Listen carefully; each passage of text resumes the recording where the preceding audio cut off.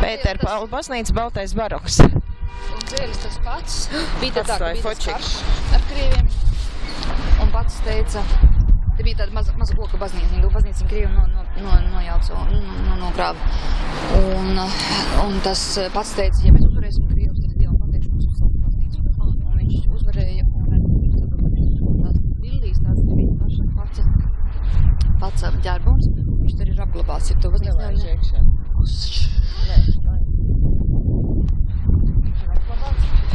Pats vārdu spēli.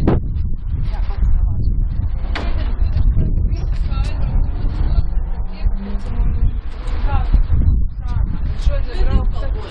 Nu jā, bet jābrauc ir cita brīdi. Šausmīgs teiks, viņš saka, ja viņš redzēs, ka mēs staigājam pa baznīcu, viņš mums izrunās ārā, mēs varam vienkārši iet iekšā un bišķiņ paklausies, tur skaits. Pats baznīcā.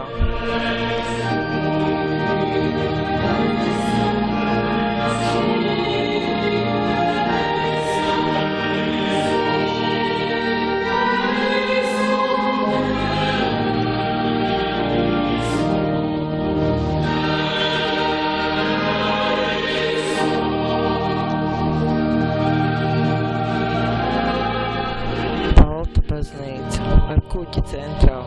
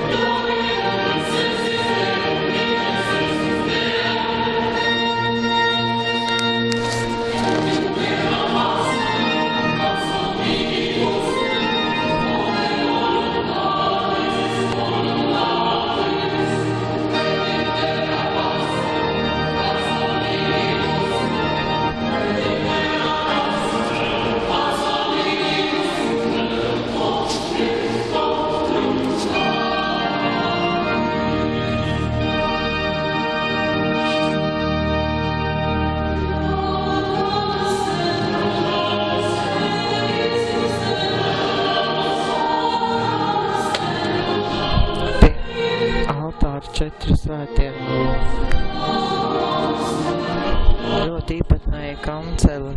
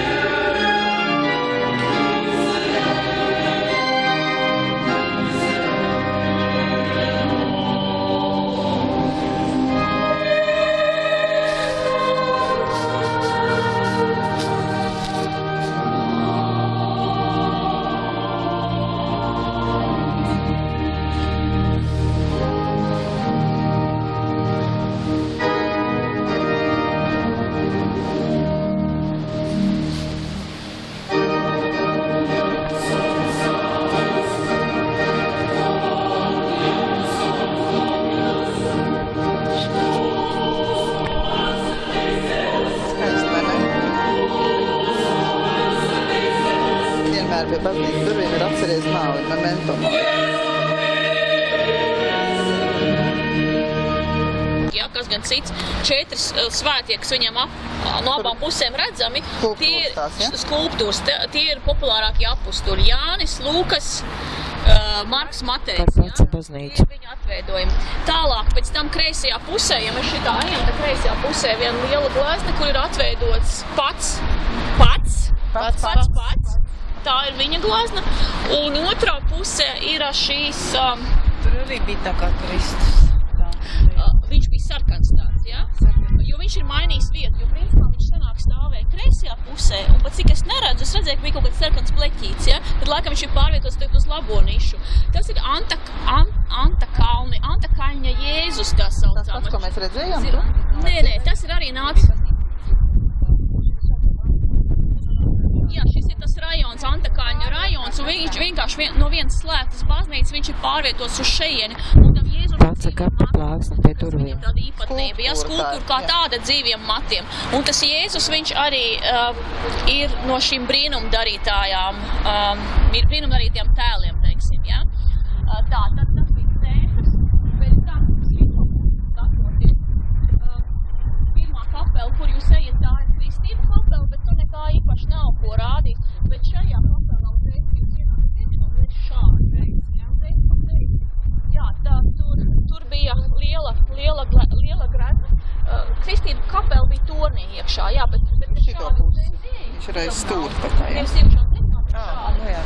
Tur mēs redzējām altāru gleznu, kur ir attēlota Svētā Regīna, kas ir Svētā Antonija no Padujas māte.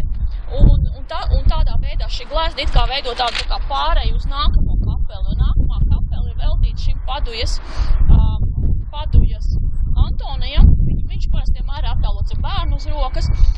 Un viņš bija augustīniešu šmoks, un arī pie šīs baznīcas bija portrets, kas arī ieturēja šīs augustīniešu rēkumus, un tāpēc tieši viņa tēls arī šeit ir atveidots. Un viņš ir nācis cēlies pats no Āfrikas, un tāpēc es jums arī rādīju, kas bišķiņ aizkavējāmies. Tur ir tāda tā kā ziloņa galviņas redzams. Es šobrīd runāju par kreiso pusi, ja?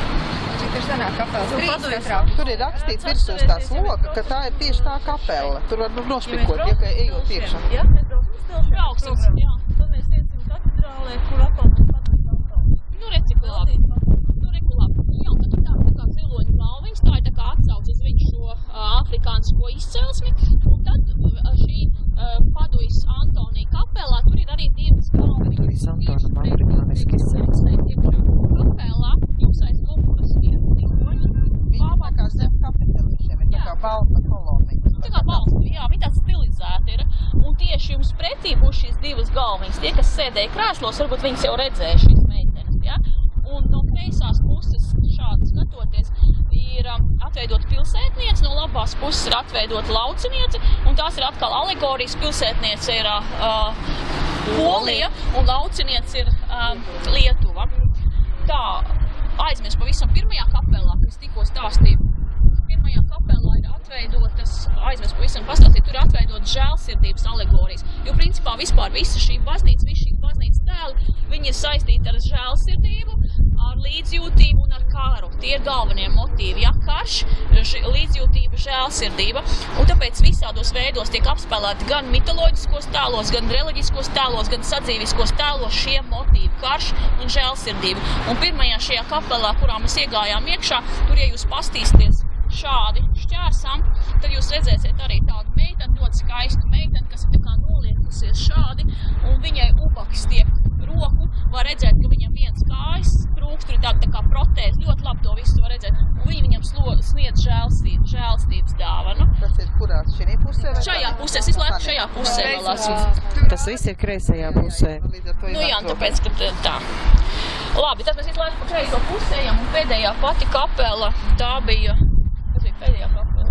Tā vairs nav kapela, tā ir kontrola, šitas te šķērsjoms, tur bija šī brīnumdarītāja. Tā ir mana mīļākā. Tā ir mīļākā Dāņa pastāsti. Es nezinu, ko stāstīt, bet viņa ir atvesta no Romas.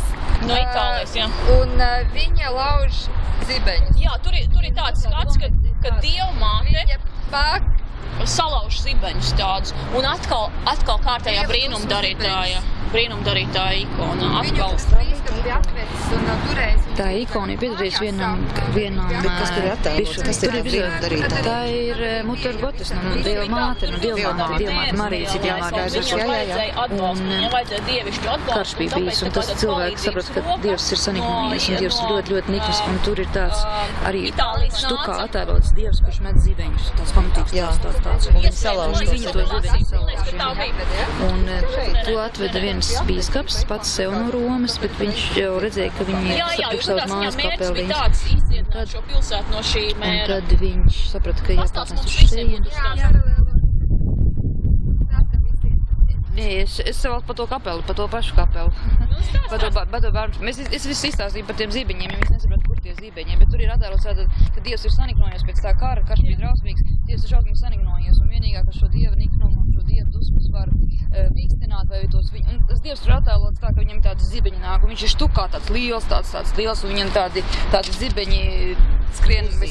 Neuzīmēt, viņš ir skulptūra, jo dekors. Jūs ievērojat, ka viss ir balts, skulptūras ir baltas, un tā, glezna ir tāda. Un tad viņai rokās savukārt ir, ka viņi tos salauž. Jo viņa ir vienīgā tā, kur, viņai rokās ir tie zibeņi, viņa tāds čunks, viņa ir zibeņi rokās. Dievmāte rokās salauž zibeņus. Un viņu tātad viens šeit vietējais bīskaps bija atvedis priekš savas kapelas, nolicis tur, bet izrādās, ka viņa ir tā brīnumdarītāja, un tad pārnesa, un tad augšā tur uz tā štuka, pašā augšā ir tas pārnešanas procesija. Kad tu stiep to glēznu uz šejien. Tā tomēr ir glēzna. Jā, nē, tas ir atkal tajā štukā attēlots. Jā, bet tā pati tā salaušana ir glēzna. Tā salaušana ir glēzna. Jūs nebrīnieties, ka jūs viņu redzēsiet bildēs ar tiem savu sudrabu apkārt, un tagad viņi ir bez sudraba. To sudrabu viņiem tos atģērbiņus uzliek tikai dažreiz. Jūs te paņemsiet tādu bukletiņu, un tur viņi būs bez citreiz. Tie vācieši saka, kāpēc te nav un kāpēc tur ir, tur viņiem tikai kronīts ir. Viņi notīri, viņi nesen pirms dažām gadiem notīrīja un sudrabus virsū, jo izrādās, ka aiz tiem sudrabiem sakrājās tomēr putekļi un arī tā glazna iet bojā. Un tas vēl viens, ka šeit ir mitoloģiskie tēli, bet, piemēram, lūk šī procesī, ka to glēznu stiep, tas ir reāls notikums. Un tur arī reāli cilvēki attēlot, kur tai karā ir piedalījušies. Un citreiz atkal alegorijās ir attēlot, citreiz reālas svētki, piemēram, tur pašā augšā arī viens reāls pāvis, kurš tajā laikā darbojās un kāds inocents, kāds tur grāmatiņā ir rakstīts. Jūs paņemsiet tur tāds bukletiņš, tie ir apzīmēti. Ja? Tas bukletiņš, kad jūs iesiet iekšā, jūs iedosiet spendīti, iedosiet manaudiņus, un katrs visādā valodās saņems, pasakiet saviem trūkstiem pēc tam, katrs arī viņš kaut kādu naudiņu iemet, un tad katrs saņem savā valodā, tur visādās valodās grāmatiņu. Un tā grāmatiņa ir diezgan labi par tām galvenajām lietām izstāstīts. Tad, piemēram, tur ir tāds... Sandra, tu nebija gadījumā tas Tiškevičs, mēs tā Daina runājam. Jā, tas bīskaps ir Tiškevičs, jā, tos bīskaps sauc Tiškevičs, jā. Nu, lūk. Tas ir Latvijā izgatavot. Jā, tad Guļa Lustra ir... Tas ir Noas Šķiets, tas ir pasaules glābējs. Noas Šķiets ir pasaules glābējs un Liepājā izgatavota lustra, tā ir... Jā. Vienmēr sakot, ir tā, par tiem, labi es izstāstīšu jums to arī autobusā, jā? Lustrai tiešām ir nozīme un vairākas nozīmes. Tagad sēž to otrā pusē. Es izstāstīšu autobusu. Labi. Tā nav grāmatītā viņa. Viena nozīme, ka baznīca ir kuģis. Joms, teiksim, mācu valoda arī pat, joprojām tā ir palicis, ka joms ir šif. Tas saucās šif. Jā, kā kuģis. Jo baznīca kā kuģis bangošu okeānu vidū, kā glābšanas, kā kaut kas, tas viens simbols numur viens. Nu, un otrs, viņiem bija izgatavots altārs Zviedrijā. Altāri veda ar kuģi pāri Baltijas jūrē. Kuģis nogrim ar visu altāru. Un atkal tas simbols, tas kuģis, kurš veda to altāru. Tagad ir tāds altārīts izgatavots, bet tas īstais altārs ir jūrā. Baltijas jūras Zviedrijā. Jā, no Zviedrijas. Kurš altārs? Viņiem šitai baznīcai tas ļoti īpatnē. Tai baznīcai tā, ka nē, viņš nav, viņš ir nogrims. Respektīvi, tai baznīcā ir tāda īpatnēja lieta, ka viņiem ir ļoti bagātīga visa baznīca un altārs pēkšņi izskatās tukšs, jo tas pats nomira. un naudas vairs īsti nebija, un diezgan ilgu laiku stāvēja tas altāra daļa vispār tukša, bet pasūtīja to altāri no Zviedrijas un gāja ar kuģi un nogrima. Un tad vispār nebija. Un tagad tas altārīts ir tāds maziņš, un tur ir tāds gleznas. Tās gleznas ir vēlāk pievienotas, jo vienkārši nebija toreiz tās naudas vairāk. Un tad, kad iet tālāk, un tas viss tā uzbūve, tur ir apmēram 2000 to dažādu skulptūru. Tā uzbūve ir domāta pēc teātra principa. Teātris, respektīvi, mēs jau zinām, ka baznīcās lasīt nemācēja, tad attēloja bībeles, bet šeit ir ne tikai bībeles, šeit ir pilsētas vēsture, šeit ir mitoloģija, šeit ir reāls personas, reāls kara ainas ar reālām personām. Bet ir viens skatītājs visam tam teātrim, un tas ir Dievs. Un Dievs ir redzams, Dievs attēlots tādā veidā kupolā iekšā. Kad skatās uz augšu, pašā kupolā ir skatītājs. Tā kā bīskaps, tu biji tā kā bīskapa. Tur ir Augustīns arī, bet pašā kupolā vēl augsts. Lielniegi kupolā, pašā kupolā augšā. Dievs skatās. Nu, lūk, un tad vēl viena kapeliņa ir ļoti svarīga. Tā ir Svētās Urzulas kapeliņa, jo tur Svētai Urzulai ir tātad viņa kļuva ticīga, apprecējās ar pagānisko Anglijas princi, bet uzstādīja 3 noteikumus. Sacīja, viņam ir jākristās, to viņš izdarīja, un tad viņa grib braukt svētceļojumā uz Romu, un viņa ņems līdzi savas 11 savas pavadones. Un tad viņas organizēja to svētceļojumu, nonāca Ķelnē. Tā ir leģenda, to var atrast. Nonāca Ķelnē, un Ķelnē viņām uzbruka atkal pagāni. Nu, tur tāda bija, un tur viens tas pagāni, tas vadonis iemīlējās viņā un teica, labi, es tevi paglāpšu, un tās pārējās visus novākšu. Un ir izaugusi tāda leģenda, kad ir runa, ka viņi bija savākusi 11 tūkstoši jaunavas. Ir runa par jaunavām viņām visām. Bet tā Urzula teica, nē, es nebūšu tava sieva, un punkšs visus ņēma visus ņēma ar bultām nogalināja. Nu, un visas tās meitenes nogalināja. Un tad tas ir attēlots tur, un tad ir attēlots tas 11 tūkstoši jaunavas. Bet izrādījies, tagad varbūt domā, ka faktiski ir bijusi lasīšanas kļūda. Runa tomēr ir bijusi tikai par 11 jaunavām, un ka tur ir bijis 11 martīres virģines, jo tas ir bijis 11 MV, un to iztulkoja kā 11 miljonu virģines. Bet faktiski varbūt ir bijis 11 martīres, tās mocekles. Baigi interesētā ēka esot, jūs pasieties kā logiski. Pusē tātad šie ebreju kapi, kurus mēs jau pieminējām no šejienes.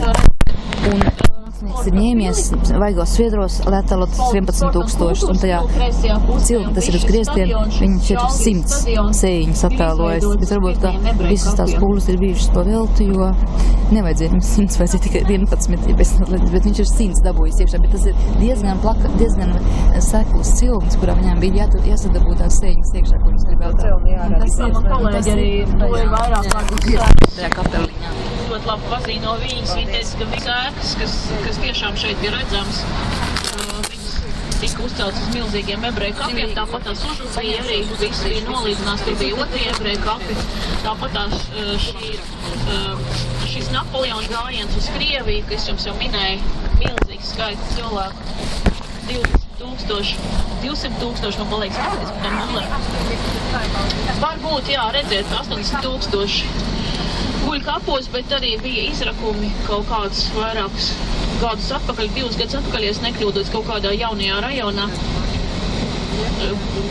Gribēja kaut ko būvēt jaunu, un tad tur arī atrakt tajā jaunajā rajonā, tur atkal bija kaut kādi 1000 skeletu atrasti, un pēc mazām detaļām, pēc pogām, viņi arī konstatēja, ka šie tie paši Napoleona karaspēku karēji, kas arī tur ir apglabāti. Tā, ka patiesībā to kritušo skaits vēl īsti nav precizēts. Tā, viss.